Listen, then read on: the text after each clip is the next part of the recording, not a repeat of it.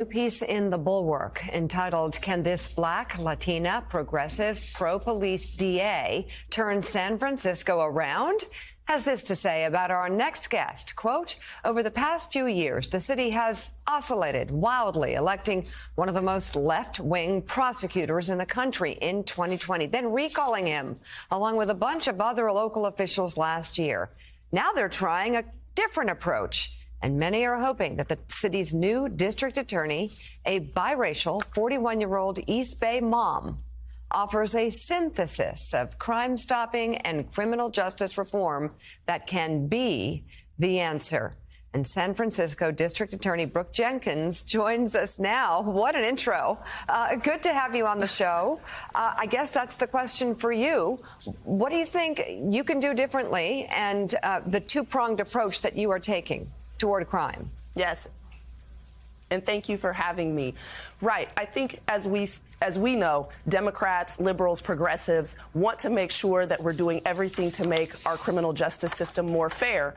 But as human beings, we also want to feel safe. And so what I've tried to offer them is the approach that I've used over the last 8 years as a prosecutor in the courtroom, which is responsible methods of alternatives to incarceration while still making sure that we have accountability for those that commit crime.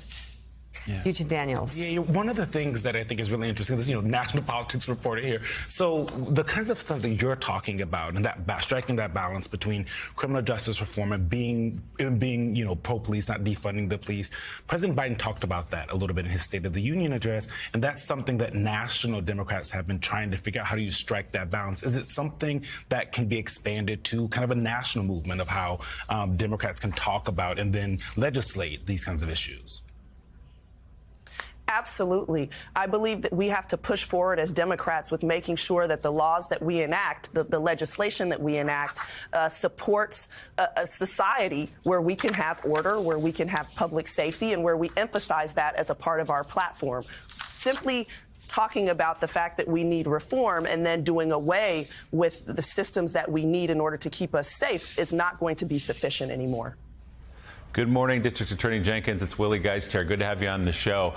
So there are a lot of people, as you know very well, as a resident around San Francisco, who feel like a truly great city in San Francisco has lost its way in the last couple of years with homelessness, open drug use, property crimes, people were just walking into stores and taking whatever they want.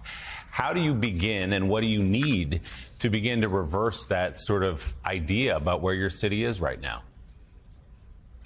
Right now, I've got to enforce consequences. For a period of time, over the last 2.5 years in particular, people committing crime here felt that there was no threat of being caught, and that even if they were caught by police, that there was no true threat of a consequence. And so I've had to come in and completely shift that narrative, shift that reality to making sure that they understand, yes, there is accountability, there are consequences, and work closely with the police department to ensure that we are arresting as many people as we can as this lawlessness continues. And so we are having to really work together collaboratively to make sure that we are moving the ball forward so that everybody understands, right, residents, business owners, that we're not tolerating this anymore, and that those committing the crimes understand they probably should think to go do it elsewhere. And one of the things you've said is you're down, I think the number is, you can correct me if I'm wrong, 600 police officers in your department, the jobs you need to fill, where people look at that job and say, well, they don't even give us the tools to do their job. We arrest somebody, they're back on the street with the elimination of cash bail and everything else. That's not a job I'm interested in. So how do you convince police officers to sign up, to train, join the academy, and work in your city? Yes, and you're absolutely correct. We're down almost 600 officers here in San Francisco, and I've tried to do my best to go around actually to each of the police stations to tell the rank and file directly that we are now a DA's office that appreciates the work that they do. Of course, we want them to engage in proper and appropriate and fair policing, but that when they do, when they bring us a case, that we will ensure that there's appropriate accountability.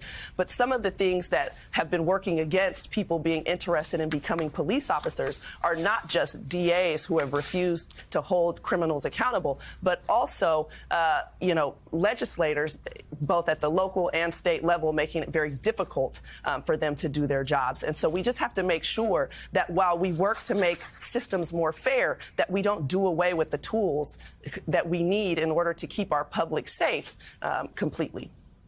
District Attorney Jenkins, let's talk for a moment, if you would, about the idea of repeat offenders and judges perhaps letting them back out on the streets much earlier than prosecutors perhaps suggest they should with the sentences. How does that complicate your job? What solutions do you have?